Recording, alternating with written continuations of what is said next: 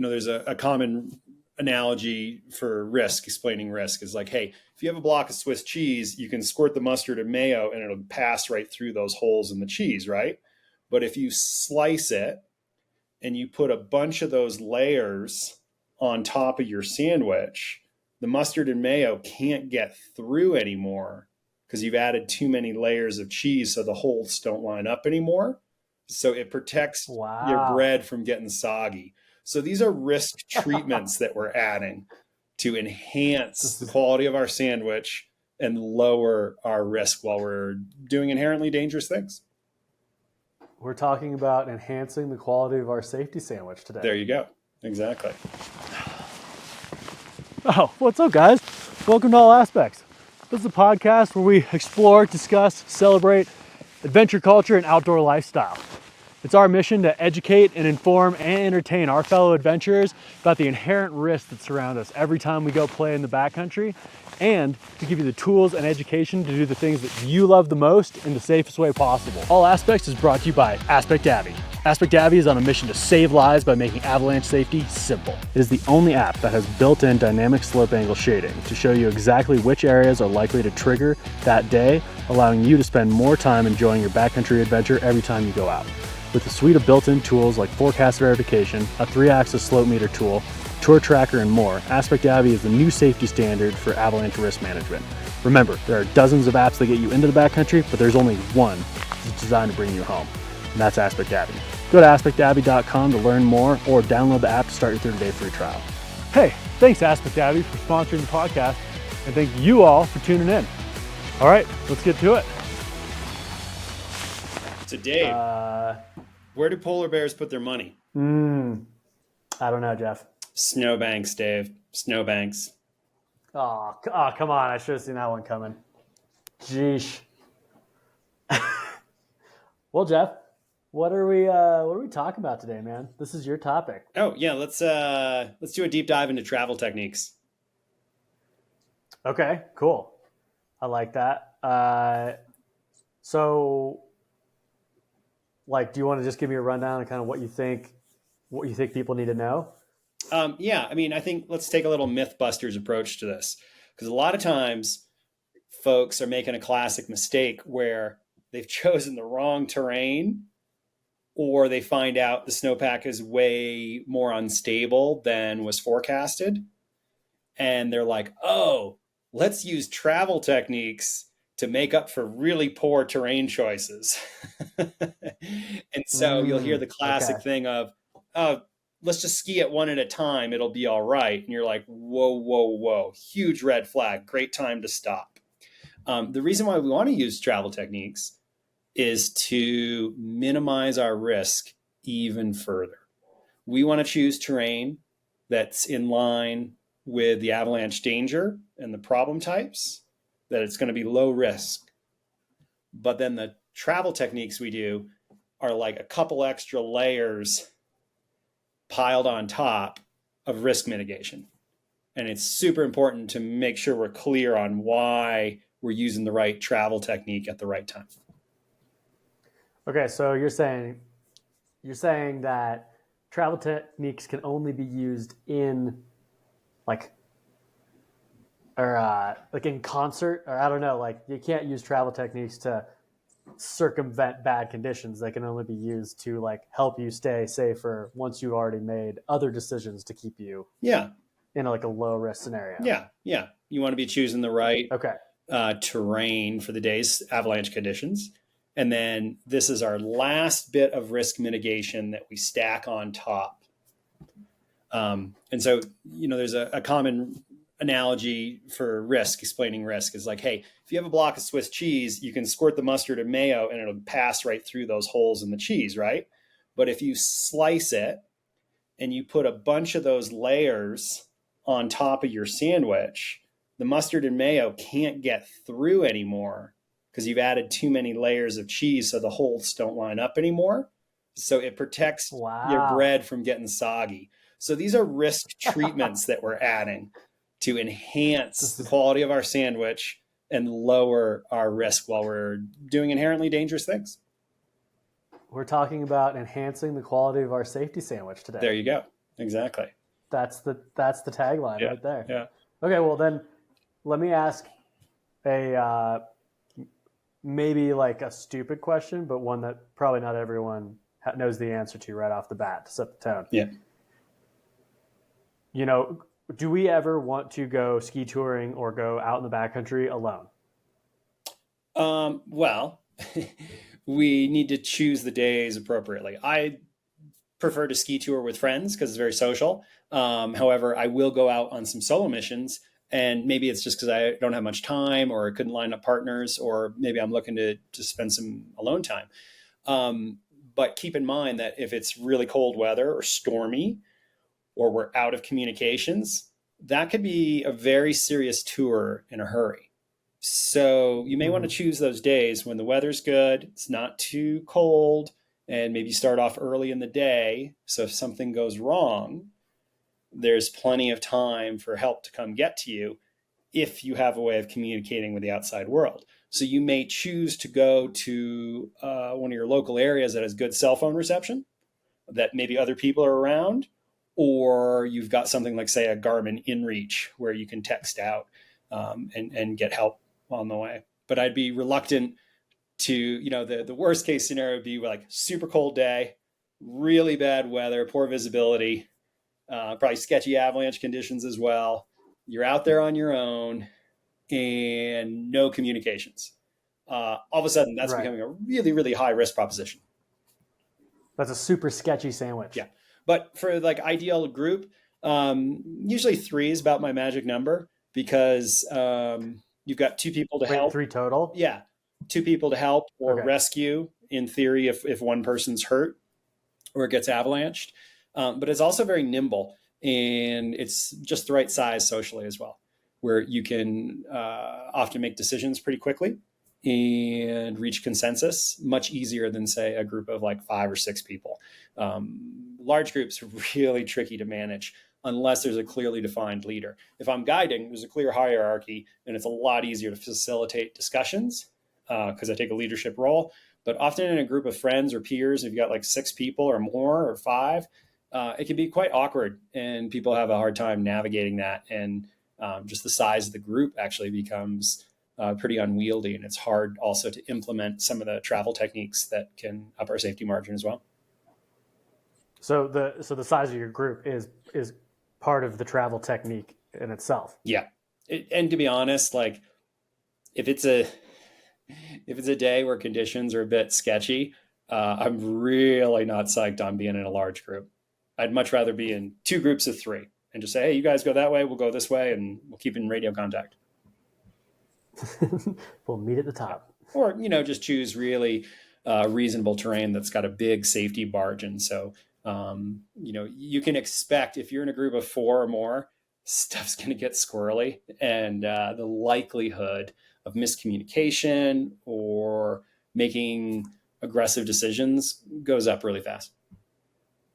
Wait, so when you say stuff is going to get squirrely, what are you referring to specifically? Oh, just the human factor traps. It's much harder to make a decision and reach a consensus in a large group. So you'll often start leaning on the classic human factor traps we've talked about in a previous podcast, and they'll get turned right up because it's really hard to have a framework for get everyone on the same page.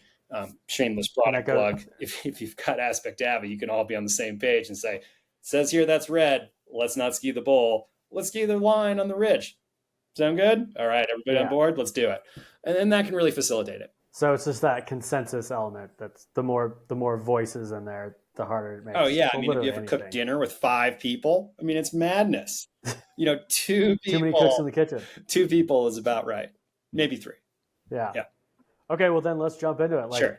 Let's start with uphill travel. Okay. Right off the bat. So how do you move your group through the terrain and lower your risk as much as possible? Yeah. So one of the classic things would be if you're moving uphill, when you're on the skin track, you would space out a bus length apart. And that seems really simple, but it's amazing how really intelligent people struggle with this concept. And what happens is it's fine when you're cruising uphill until you get to switchbacks. And if it's kick turns, it totally falls apart. So if this is our kick turn, if I'm in the back and you're in the front, I need to maintain that school bus length, not on the skin track, like where if you were dragging a string, but yeah, there's a circle of stress that you're putting on the snowpack and one I'm putting on the snowpack. We don't want those to ever overlap. You don't want the Venn diagram of snow stress to start happening. That would be the Venn diagram of doom. Yes, that'd be very unfortunate. The doom diagram. Yeah. And the reason why we're spreading out as a standard precaution, we've hopefully chosen low risk terrain for the day, avalanche conditions, but we're further adding on those slices of cheese, that was risk treatments, by spreading our weight out. And so if there's a landmine on a weak spot, like particularly with an old snow problem, if we've got 5 of us all crammed up together talking, we're putting so much stress in one spot that we can penetrate that through the snowpack a lot deeper and possibly trigger a weak layer down that, if you're just moving along one at a time, that you wouldn't be able to affect. Like if I jump up and down right now, I don't know, maybe I can create 300 pounds of force, something like that. But if all 5 of us are jumping up and down, maybe that's 1,500 pounds of force. That's a lot different. So that would be the classic is, hey, just as a standard, operating procedure, if we're going to be an avalanche terrain, we're going to spread out a bus length apart on the uptrack here. But I've been in situations where the decision was, you know what, we can't go forward anymore. We're probably going to have to dig in for the night. And that's what's going to make the most sense. So if you were in that situation, why couldn't you just ride the skin track out? Oh, yeah. If you've already made it that far. Yeah, that's a great question. You might be able to, but maybe conditions changed. Okay. Yeah, like the storm came in. So that'd be like if you were in the middle of something. Yeah. Yeah. It's not like what's in front of you, like a shooting crack went off in front of you. It's like, yeah, we're surrounded now by high risk. Yeah. We had our mental model coming in, but now, as the dude would say, new shit has come to light, man. And you're like, okay, we need to change our actions. And it's like, hey, a lot of times when you're in Europe and they have readily available helicopter rescue, they're so psyched to have you call before you have an accident. And they're like, yeah, sure. We'll come winch you out. It's okay. We'd much rather winch you out when you're healthy than dig you out after you've been buried. Yeah, it's a lot easier to move people who are not injured. Yeah, exactly. Yeah. But, one exception to the rule of spacing out when you're an avalanche terrain on the skin track would be, let's say it's rock hard corn snow in the morning and you've dug down with your ice axe or your boot heel and you're like, we keep digging and we're on 6 inches of frozen corn. It's rock solid. And there's like 1/2 inch or 1 inch of thaw. And then by all means, you can bunch up, be very conversational. Or another exception would be, you might only be an avalanche terrain for a very short section of the skin track. And that's the only places you spread out. Right. Because when we go touring, we're always like within conversational distance of each other until it gets to that 30 plus degree terrain. And then it's super important to have radios so that you're going to be spread out and it's going to be hard to communicate.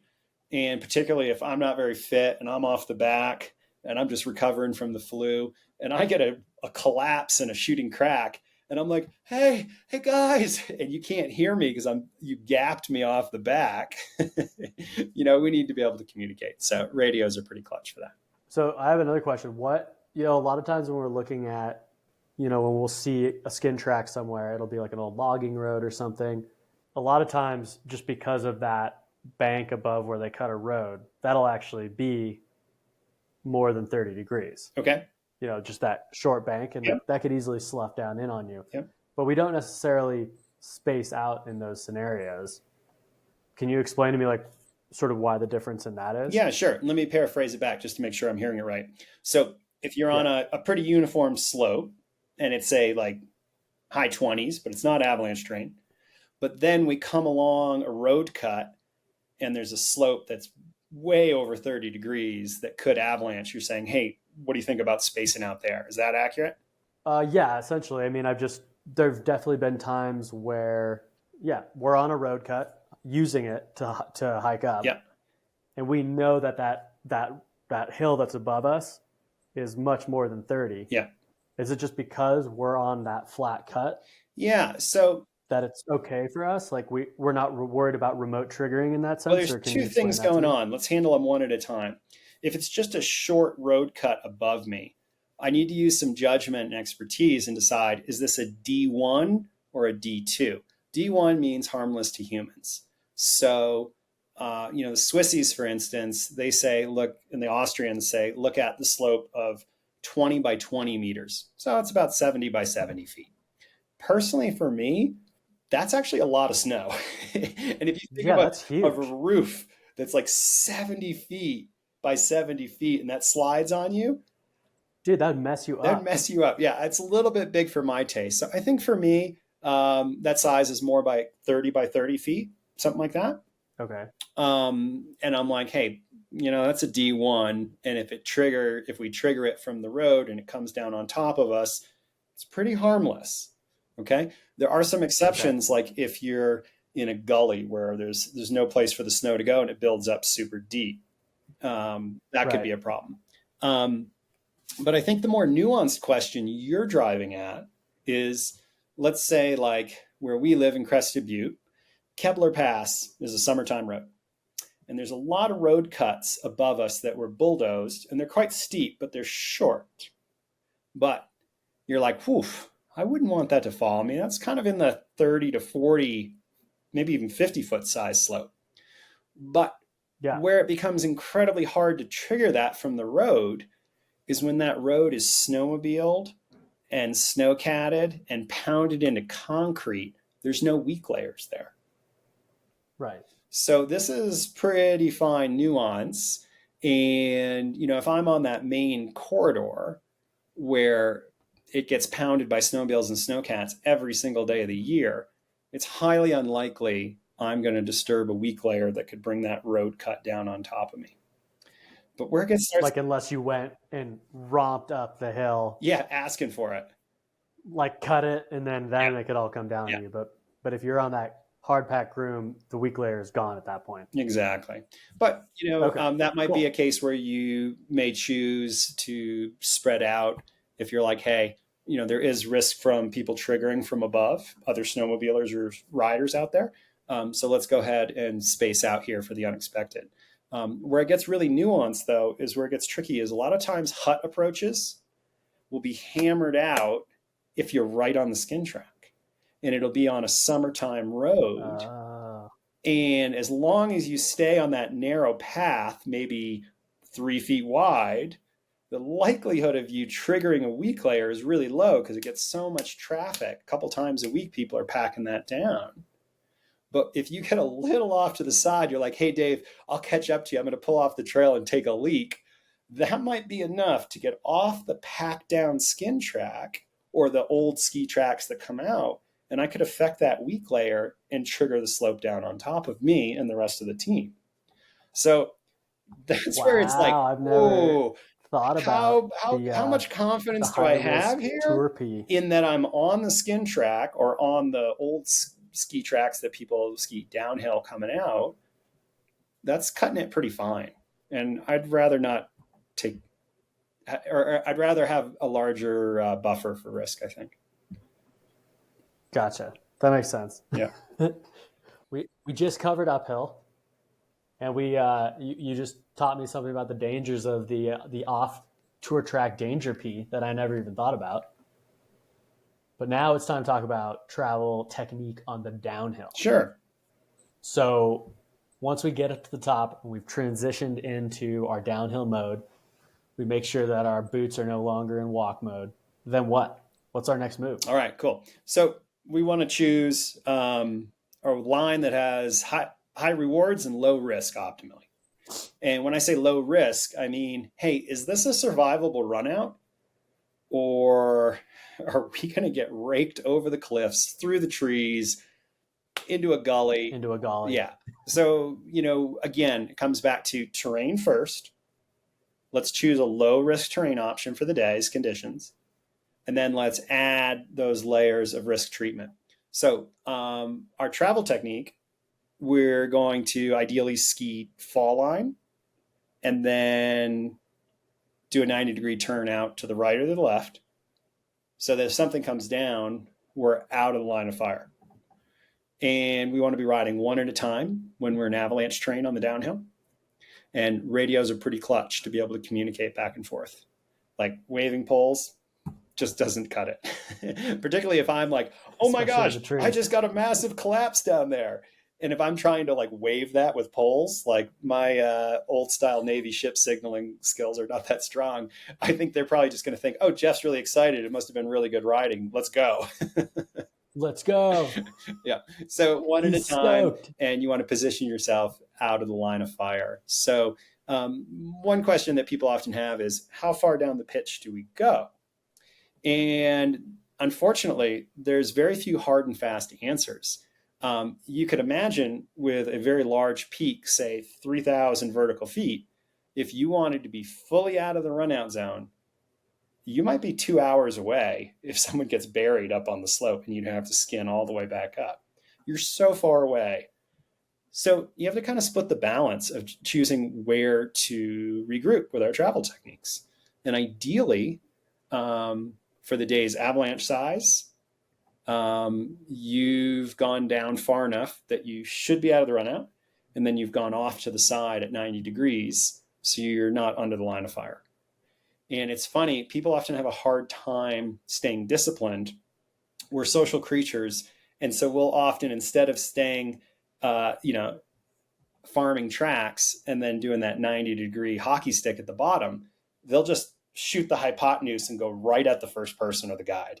And you're like, I don't want you riding in on top of me. You're going to avalanche me out. I am not a target. Yeah, exactly. So, often if I'm going to be headed fall line and then ski to the right to get out of the line of fire, I'll say, hey, stack your tracks to the left of mine, keep them snug, and then come over with a hockey stick at the end. And that's a great way to manage your group. Another great tactic, particularly. Wait, can I ask you? Yeah, sure.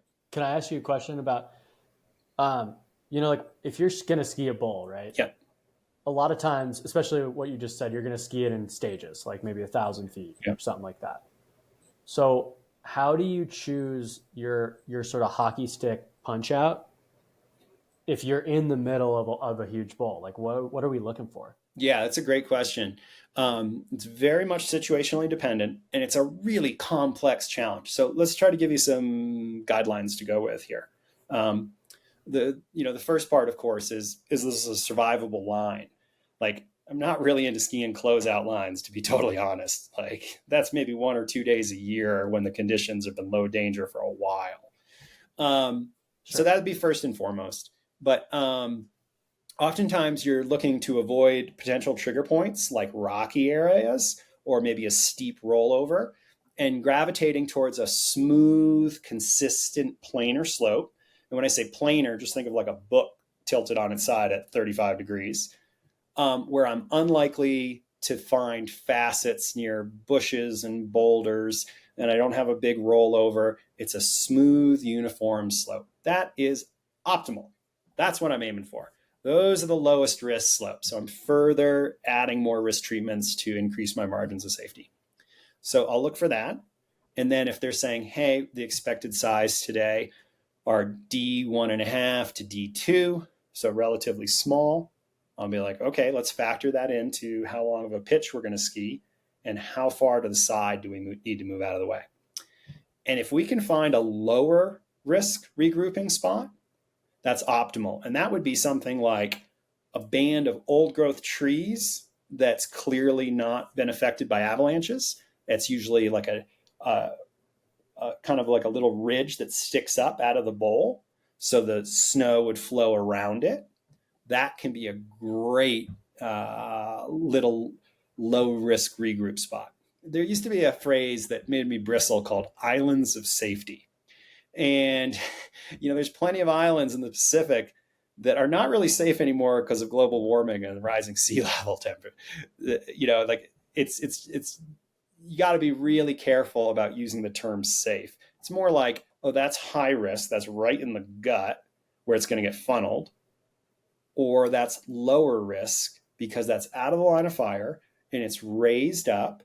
And for the D1.5 to D2 size avalanches they're talking about today in the bulletin. It's a pretty reasonable bet.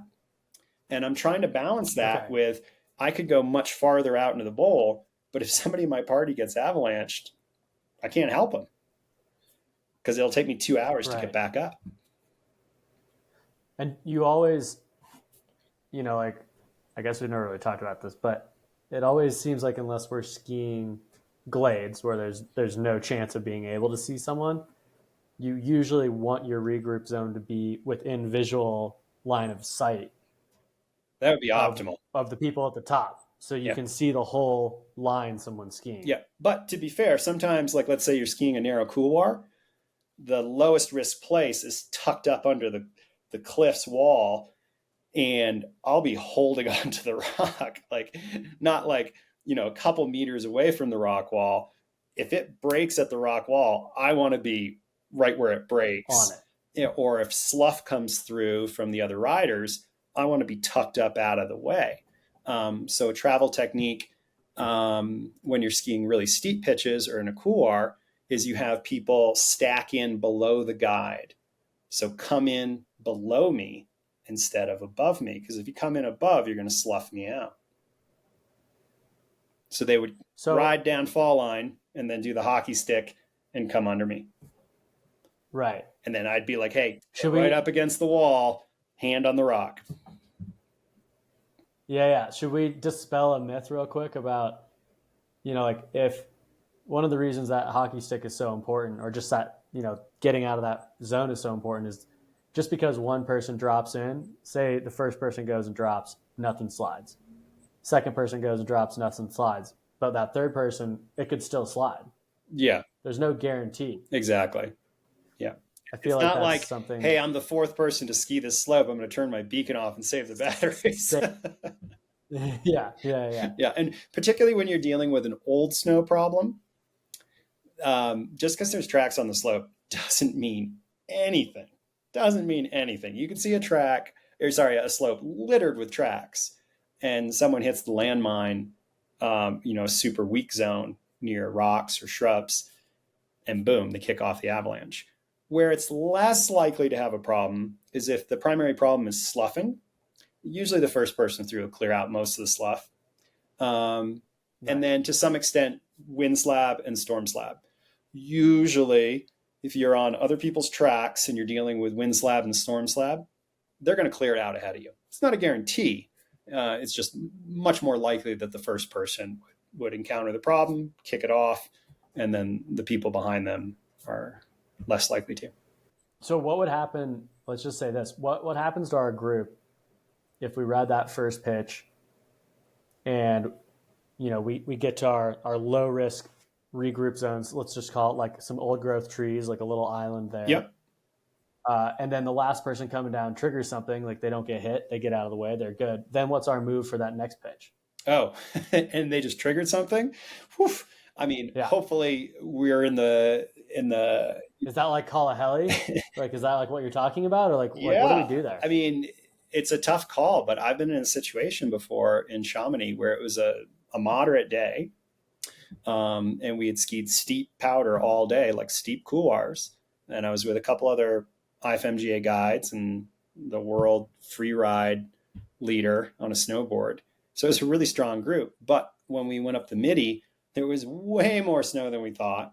It was super light and had been really wind affected. So there was, I would say, 1.20 meters, 1.30 meters of snow. And it was incredibly sketchy. And we were like, whoa, okay, let's just ski a mellow line down the glacier. And as we get lower, it should be less wind affected and more reasonable. Well, we got lower and it actually got worse. And we were just kicking off avalanches left and right on any slope steep enough to slide. And they were relatively small slopes. And we're like, okay, all right, let's just ski cut close to the roll and it would trigger below us. And then we'd ski the pitch. But at some point I was like, hey guys, this is actually totally different than we thought. Its conditions are getting less stable, not more stable. It's actually more wind affected the lower we go. I've never seen this happen before. It's clearly not moderate danger. I'd say it's more like high danger. And we're going to get to a choke point where it's going to get too steep. and we're not going to be able to go any further unless conditions miraculously turn around. So our options will be call the heli or dig in for the night.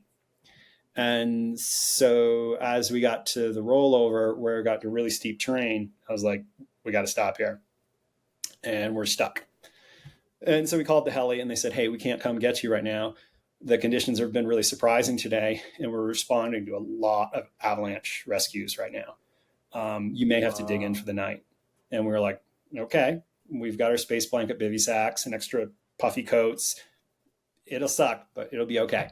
And so we were just about to do that when my colleague was like, hey, let me just stomp this. And the whole bowl ripped wall to wall. It was like a D3. No way. Because we could see the hut where we were trying to get to, but we just couldn't get there. And so it was so extreme, the wind loading, that we were standing on blown out old moguls. And so on one ski, he was on a mogul, like from earlier in the week. And on the other ski, he triggered the avalanche, which was about 4 to 5 feet deep because it was so wind loaded. And the whole thing ripped. And we're like, well, I guess we can ski to the hut now because there was no snow left. So that, God, I will say, was just dumb luck. And I wouldn't advise anyone to try to take that kind of risk. And then right as we got to the hut, the heli comes in and he's like, I thought you said you guys couldn't get to the hut. And we're like, take a look at that slide. We couldn't, but then we got lucky that we were able to trigger it with one ski on a mogul and one ski just barely touching the wind slab. It was so hypersensitive. And wow, especially with that thick of a slab, man. That's crazy. Oh yeah, it was some of the most extreme anomaly conditions I'd ever seen because we'd been skiing steep lines all day around the valley and there was no wind slab whatsoever. It was remarkable.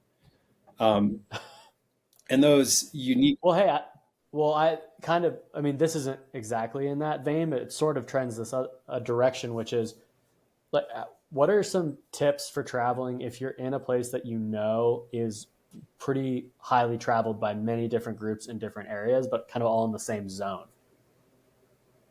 Like, what are things we want to look out for?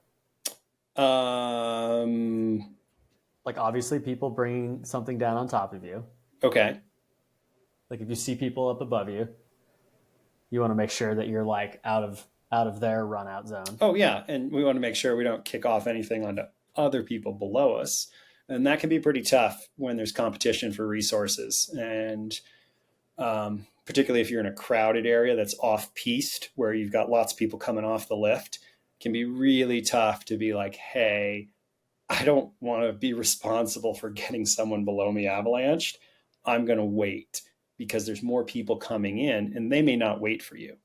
So in that case, it's probably terrain selection. If it's kind of sketchy out and there's lots of people around, I don't want to be there. I don't want to get hit from above, and I really don't want to hit anybody below me. So we might consciously choose to go somewhere else. So basically the only hot tip for that one is just choose your terrain wisely. Yeah, try to be out of sync with other people. Let's wrap this one up with some key takeaways from people. I've got one more for the downhill.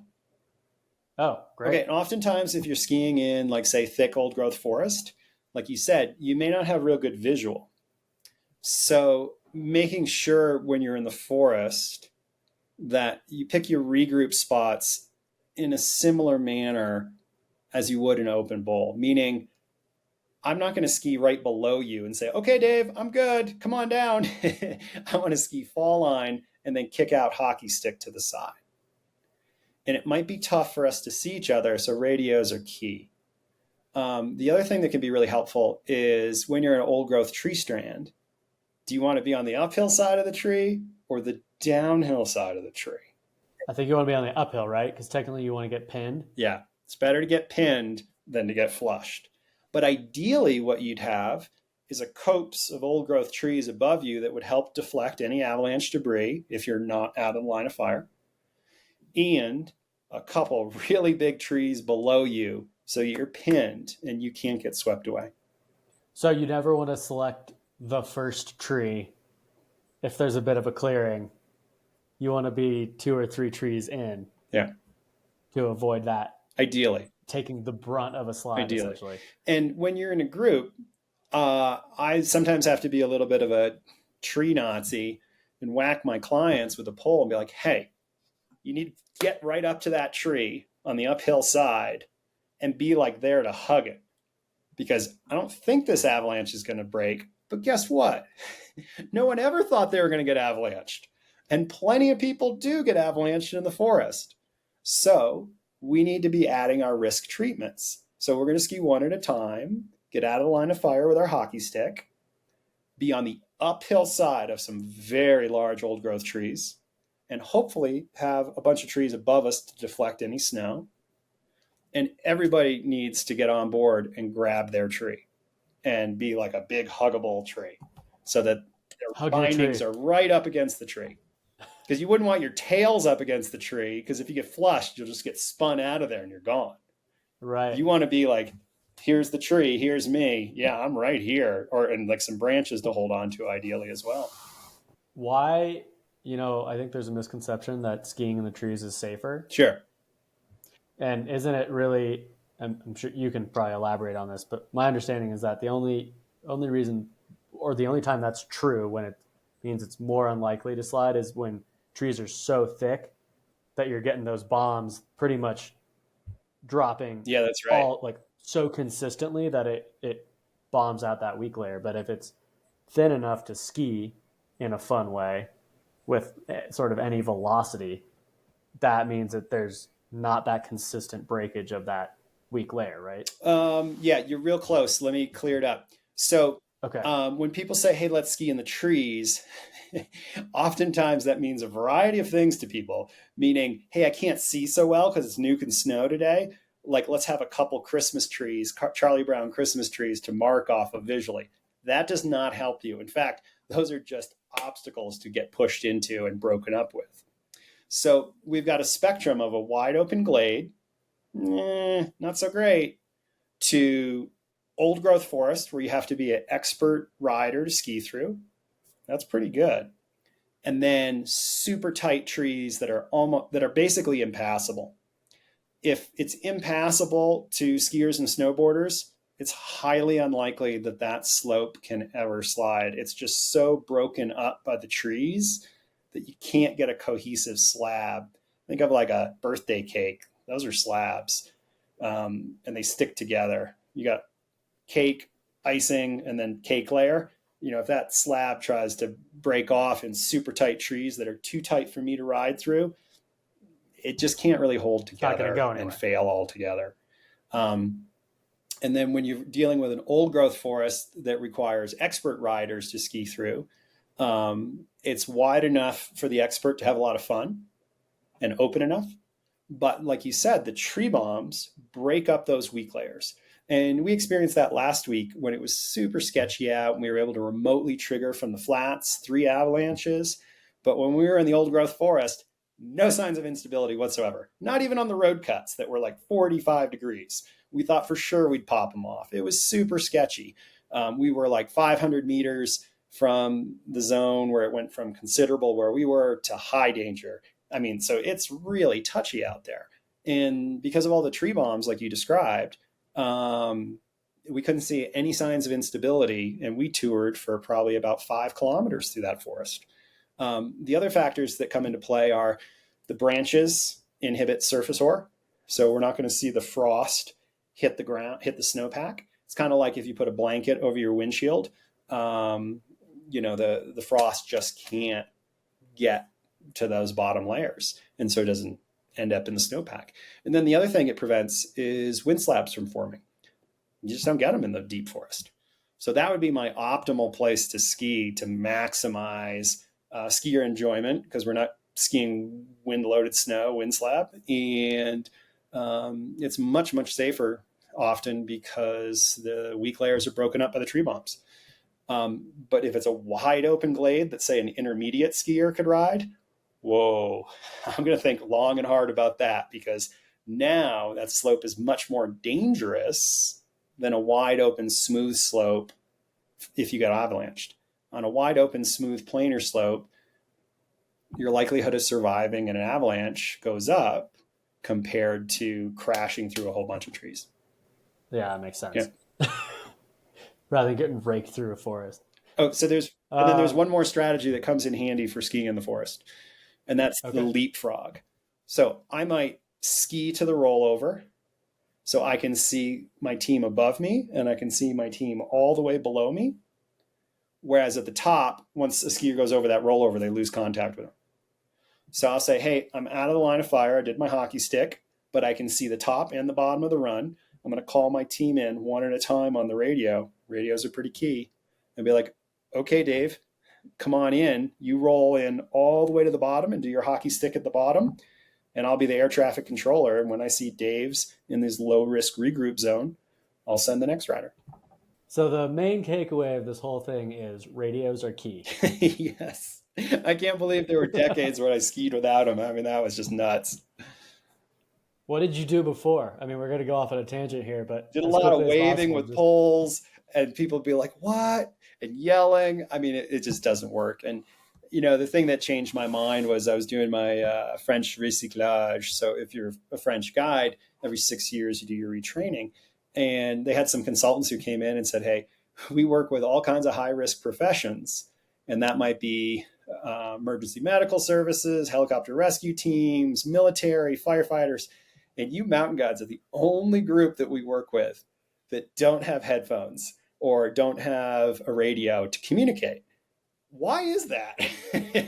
and I just thought about it. I was like, because it's like one more thing to hassle with, and it's kind of heavy, and I have to keep the batteries charged. But I didn't really have a good reason, and I don't think there is a good reason, except, you know, it's just a little bit annoying, and it's one more piece of kit to faff around with.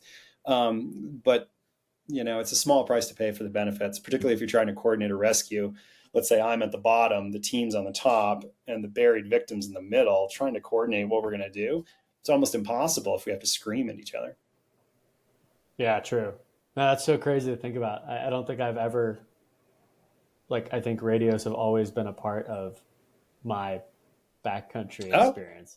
Well, maybe working with they weren't really good ones. Making with film crews, you have to coordinate, and you're just like, we're not going to use pole waving to try to coordinate a film shoot, let alone an avalanche rescue. Yeah, well, that is truly ridiculous when you're trying to be like, go, and then they're like, what? And you're like, ready, and they're like, rolling, and you're like, go, and then you're like, dropping. Yeah, like, no, I'm not ready. Go, you're ready. Like, I mean, can you imagine a bunch of firefighters or you know, the EMTs that roll up in the ambulance not having radio contact, or the police? I mean, that is just no. Like a logistical nightmare. Yeah, exactly. Yeah. What does SNAFU stand for? Situation normal, all fucked up. I mean, that's what it is, trying to coordinate a group of 5 on a big mountain face without radios. Yeah, the situation might be normal, but it is all fucked up. Yeah, that sounds tricky. That sounds tricky. I'm glad we're not doing that anymore. Yeah. I like my radio. Yeah. All right, man. Well, let's wrap this one up before it gets too long. All right. What do you want to leave them with? What do you want to give people? All right. Here's your actionable advice. Travel techniques don't trump bad terrain decisions. And at some point in your career, you may need to call for a chopper or dig in for the night instead of push through, and be really wary. I mean, this is a huge red flag when someone says, oh, screw it, we'll just go one at a time, it'll be fine. No, because one person avalanched is way too many. And then anytime we're in avalanche terrain, we want to continue to add our risk treatments. So if we're going on the uphill and, we're doing kick turns, hey, we're in avalanche terrain, or ideally just a little bit before we get into avalanche terrain, we're going to spread out to lessen our impact on the slope. And then it's only like 300 pounds bouncing up and down instead of, say, 1,500 pounds. And we have to be real careful on the switchbacks that we maintain that school bus distance so that our stress bubbles don't overlap. And then on the downhill, ideally, we're riding one at a time in avalanche terrain, and we're using our terrain choices to look for a smooth planar slope that's survivable. And then we do our hockey stick at the bottom. So we're out of the line of fire, hopefully. And ideally, if we can find a raised ridge or some old growth trees, that's a much lower risk option. And there's a tension between being far enough out of the runout zone for the day's anticipated avalanche size and being close enough to respond to your group. But you kind of have to go with protecting the group members. I think more emphasis on that, because the worst case scenario is one person gets avalanched, but then 5 people are regrouped way too close and get smoked. Right. It's always, you would rather have people be a little further away, but be out of the run out zone, exactly, so that they can come assist. Yeah, we want to avoid that multiple burial scenario at all costs. All right. And then we've got a couple different techniques. When we're in the trees, we want to be protected above, but also a tree right below us that could pin us, that we're real close and we're hugging it. And our bindings are right up against the tree, so we don't get spun out of there. Leapfrogging can be a lot of fun when you've got to roll over or you're in the forest with limited visibility. And that person whose air traffic control goes in the middle of the slope and ideally off to the side, so they're out of the line of fire. And then in special cases, when you're in really steep terrain, instead of having the group come in above you, you would have them come in below you with the hockey stick so you don't get sloughed out. Well, heck yeah, man. That was like the boom, boom, boom, boom, boom checklist of all of them. And like right to be there. fair, there are plenty of times when we don't ski one at a time when we're out riding together. But if we're going to party ski, it's because we're out of avalanche terrain. And we're like, let's go for it. Yeah. Right. Below 30. Yep. Well, sweet, man. Thanks for hopping on this one. I even though we mostly ski tour together, so like I know a lot of this stuff, it's still always interesting getting that extra layer of input when we're not on the skin track. I feel like I absorb this stuff a lot more than when I'm like cold and sweaty and running around with camera gear and insert all these other distractions. Yeah, and to be fair, when we're riding great powder, it's pretty easy to forget this stuff because it's quite a lot to hold in your head. That's true. Yeah. It's very easy to get excited about the chowder. Yeah, exactly. All right, man. Well, great talking to you. And I think we're wrapped up on this one. I'll see you next week, eh? I'll see you next week in the backcountry, Dave. All right, peace out, brother. Bye-bye. Thank you so much for listening to All Aspects. If you like what we're doing here, please leave a rating and a review. It really is the best way to help others find the show. Thanks again to our business daddy, AspectAvy, for making this show possible. To learn more about how AspectAvy is making avalanche safety simple, go to AspectAvy.com. If you want to use this powerful new tool on your next backcountry adventure, simply download the app from the App Store and enjoy 30 days free on them. Lastly, a special thanks to IceLab for helping us produce this show. You guys rock, and we couldn't do it without you. Thanks again for listening, and we'll see you in the backcountry.